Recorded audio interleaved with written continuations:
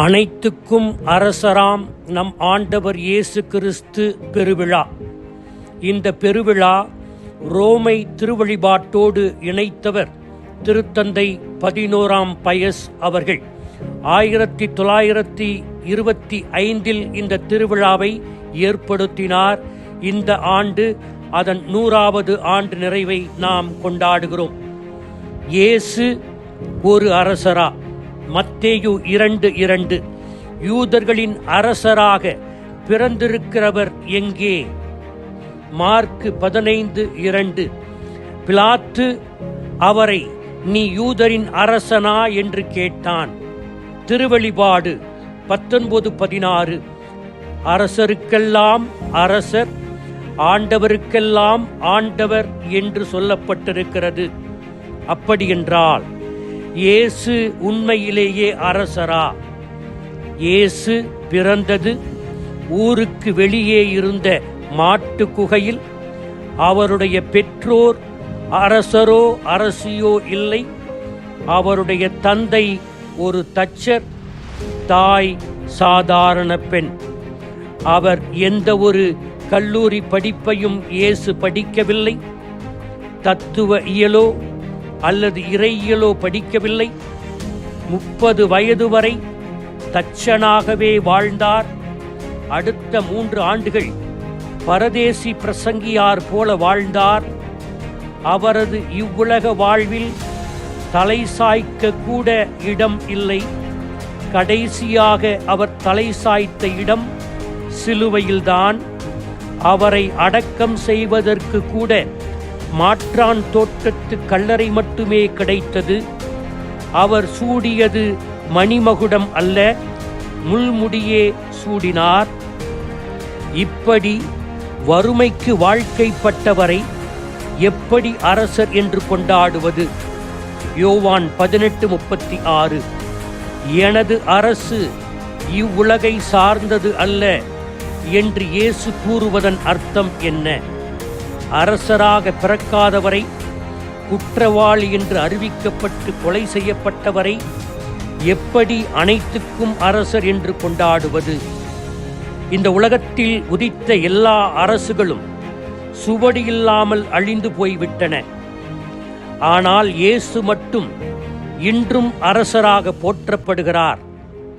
அவரிடம் காலாட்படையோ குதிரைப்படையோ யானைப்படையோ இல்லை. 12 பயந்தாங்கோழிகளே அவரோடு இருந்தார்கள். இப்படி இருந்தும் ஏன் 20 நூற்றாண்டுகளாக மக்கள் மனதில் அரசராக மஞ்சம் கொண்டிருக்கிறார்? அது எதனால் என்றால் அவர் வாழ்ந்த எடுத்துக்காட்டான வாழ்வினால் மட்டுமே.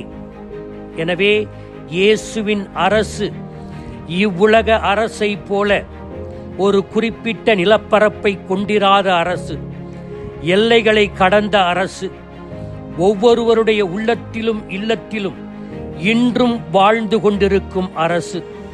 அப்படி என்ன செய்தார்? அவருடைய அரசினுடைய விதை அன்பு மட்டுமே. அன்புதான் அவருடைய வாழ்வின் பல பரிமாணங்களாக வெளிப்பட்டன. அதிலே 3ஐ மட்டும் நான் குறிப்பிட விரும்புகிறேன். முதலில் அன்பு தியாகத்தில் வெளிப்பட வேண்டும். இயேசு அனைத்து மனித பிரிவினைகளையும் எல்லைகளையும் கடந்து எல்லோரையும் அன்பு செய்தார். நம் அனைவருடைய மீட்புக்காக தன் உயிரை ஈந்து தியாகம் செய்தார். 2 அன்பு இரக்கத்தில் வெளிப்பட வேண்டும். இயேசு தன்னிடம் வந்த பார்வையற்றவருக்கு பார்வை கொடுத்தார். முடக்குமாதமுற்றவரை குணமாக்கினார். இறந்தோரை உயிர்ப்பித்தார். தொழுநோயாளரின் பிணியை தீர்த்தார். எனவே இயேசு இம்மண்ணில் உள்ள மனிதர்களின் தேவைகள் முழுவதையும் பூர்த்தி செய்தார் தம் இரக்கத்தினால். 3 அன்பு மன்னிப்பில் வெளிப்பட வேண்டும். தன்னை அடித்து கொன்றவர்களையும் குற்றவாளி என தூண்டிவிட்ட சமயத் தலைவர்களையும் குற்றவாளி என்று தீர்ப்பிட்ட அரசியல் தலைவர்களையும் சிலுவையில் அறையும் என்று கத்திய சாமானிய மக்களையும் சிலுவையில் மன்னித்தார். இன்றைய அரசியல்வாதிகள் இயேசுவிடமிருந்து பல பாடங்களை கற்றுக்கொள்ள வேண்டும். ஒன்று, அன்பின் வழியில் செல்ல. இன்று இந்திய தேசத்தில் வெறுப்பு அரசியல் கட்டவிழ்த்து விடப்பட்டிருக்கிறது. இன்று திரையரங்குகளில் ஓடுகின்ற அருட்சகோதரி ராணி மரியாவை பற்றிய திரைப்படம் the face of the faceless இதற்கு ஒரு சான்று. அருட்சகோதரி ராணி மரியா இயேசுவின் வழியில் அன்பைதான் விதைத்தார். ஆனால் வெறுப்பு அரசியலை பரப்புகின்றவர்கள் அவரை கொன்றார்கள். அருட்தந்தை ஸ்டேன் சுவாமி அவர்களை எந்த குற்றமும் செய்யாத ஒருவரை குற்றவாளியாக்கி அவர் நடுக்குவாத நோயினால் அவதிப்பட்டு தண்ணீரை குவளையில் எடுக்க முடியாமல் தவித்தபோது ஒரு உறிஞ்சானை கேட்டார். ஆனால் வெறுப்பு அரசியல்வாதிகள் அதை அவருக்கு தர மறுத்தனர். இறையாட்சியின் தலமாக இருக்கும் திரு அவை இப்படிப்பட்ட சூழ்நிலையில் செய்ய வேண்டியது என்ன? இயேசு விதைத்த அன்பை விருட்சமாக்கத்தான் இன்றைய திரு அவை இறையாட்சியை பரப்ப வேண்டிய ஒரு கடமையில் இருக்கிறது.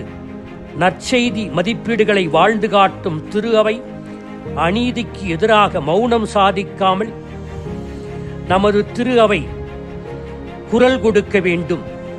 அதை தவிர்த்து செவிடனாகவும் குருடனாகவும் ஊமையாகவும் இன்றைய வெறுப்பு அரசியலுக்கு இருந்தால் நாம் இயேசுவுக்கு எதிராக சான்று பகர்கிறோம். வெறுப்பு அரசியல்வாதிகள் நம்மை அடக்குவார்கள்.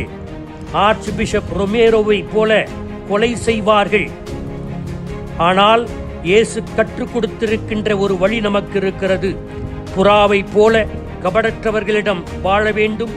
பாம்பை போல விவேகமாக நாம் வெறுப்பு அரசியலை பரப்புகிறவரிடம் நாம் பழக வேண்டும். வெறுப்பு அரசியல் ஏற்படுத்தும் விளைவுகள் விபரீதமாக இருக்கும். அது ஒரு நாள் அழிந்து போகும். எனவே திரு அவை இப்படிப்பட்ட சூழ்நிலையில் இயேசுவின் அன்பு அரசை, இரக்கத்தின் அரசை, மன்னிப்பின் அரசை கொணர பாடுபட வேண்டும். ஆமீன்.